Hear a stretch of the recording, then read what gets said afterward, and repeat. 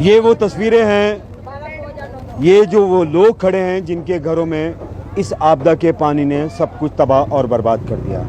हालात के मंजर ये हैं कि खाने की चीज़ों से लेकर रहना, खाना पीना जो बशर हो रहा था वो सब कुछ तबाह और बर्बाद हो गया है। महिलाएं हैं, इसमें कई महिलाएं ऐसी हैं जो कामकाज करने वाली हैं, जिनके ऊपर सरपरस्ती भी नहीं है, जिनके कईयों के शौहर और पति नहीं हैं।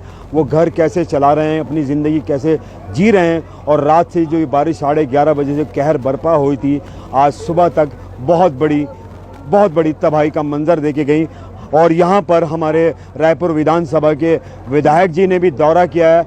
जानने की कोशिश करते हैं इस दौरे में क्या आश्वासन मिला और उनकी तरफ से क्या बात निकली है। मैम, स्वागत, अभिनंदन आपका। लगातार ग्राउंड जीरो से हम आपको रात से देख रहे हैं। रात को आपको 12:30 बजे से हमने देखा, 2:30-3 बजे तक आप यहाँ रहे। हम भी मौजूदा तस्वीरें देख रहे थे। उस वक्त हालात बहुत ख़राब थे। दोबारा फिर बारिश हुई है। क्या कहेंगे इस मंजर के लिए जो दिल से अजीब भी दर्द दे रहा है? दर्द ये इसलिए दे रहा है कि विधायक जी आए पीछे की साइड में जहाँ पे पानी भरा था, वहाँ पे नुकसान कुछ नहीं हुआ। जहाँ पे नुकसान हुआ है विधायक जी वहाँ पे नहीं आए, तो विधायक जी को वहाँ पे आना चाहिए था जहाँ पे हम लोग। बहन, आप क्या करती हैं? क्या? मैं महिला ऑटो ड्राइवर हूँ, देहरादून में ऑटो चलाती हूँ। अपने बच्चों का पालन पोषण मैं ही करती हूँ अपने आप। तो मैं किराए पे रहती हूँ यहाँ पे। ये मैंने किराए पे दुकान ले रखी थी यहाँ पे, इसका भी 5,000 रुपये किराया है। तो बच्चों को भी सामान डलवा के दिया था जैसे तैसे करके, कर्जा वर्जा करके। तो अब वो सारा सामान भी पानी में चला गया। एक ही बाइक बची है जो हमने बचाई थी। कितना बड़ा नुकसान मान रहे हैं और इसमें नुकसान की भरपाई कब तक और कहां तक सोचती हैं आप, कब तक हो पाएगी? क्योंकि आपके तो बस में है ही नहीं कि फिर से दोबारा से आना। मेरे बस में नहीं है भरपाई करनी, क्योंकि मैं एक ही दफे भरपाई करके बहुत पीछे चली गई। अब दोबारा से मैं दुकान की भरपाई नहीं कर पाने की अपने बच्चों के लिए। तो जो ये आए थे हमारे यहाँ विधायक जी, ये पीछे दौरा करके गए हैं जहाँ पे पानी भरा था। आपसे मुलाकात होनी चाहिए? नहीं, मेरे से बिल्कुल भी यहाँ पे किसी से भी मुलाकात नहीं हुई। जिस जगह हमारा यहाँ पे नुकसान हुआ है किसी भी महिला से नहीं हुई। तो जहाँ पे नुकसान हुआ है वहाँ पे विधायक जी को आना था, पीछे के पीछे ही नहीं जाना था विधायक जी को, आगे आना था।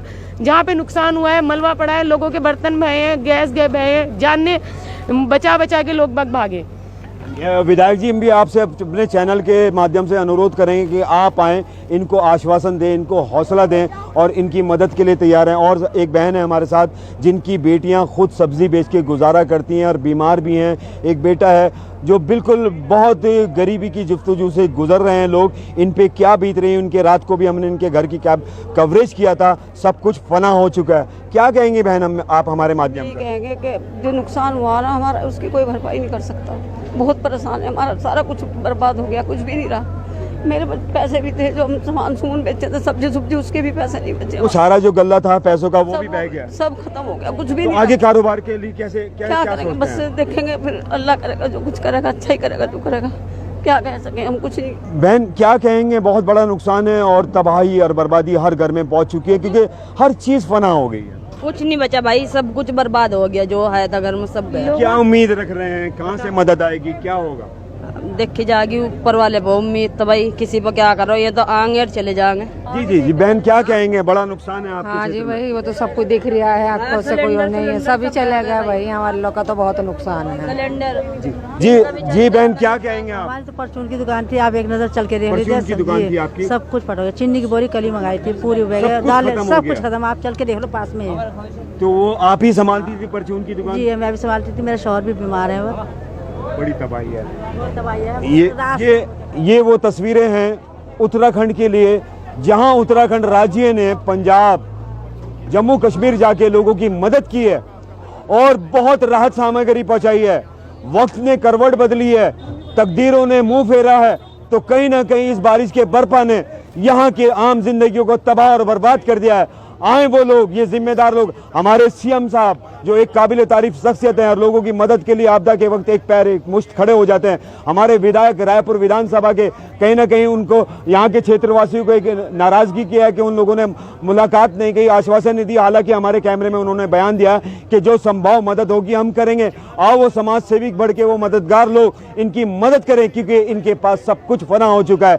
ये वो लोग कारोबार से टूटे हुए लोग पहले से ही हैं और तकदीर ने इनको और तोड़ दिया। संभलने में बहुत वक्त लगेगा, क्योंकि जख्म भरने में वक्त लगता है तो संभलने में भी वक्त लगता है। और जब ये आपदा आती है तो ये ना तो धर्म पूछती है, ना जाति पूछती है, ना छोटा मकान देखती है, ना झोपड़ा देखती है, ना महल देखती है।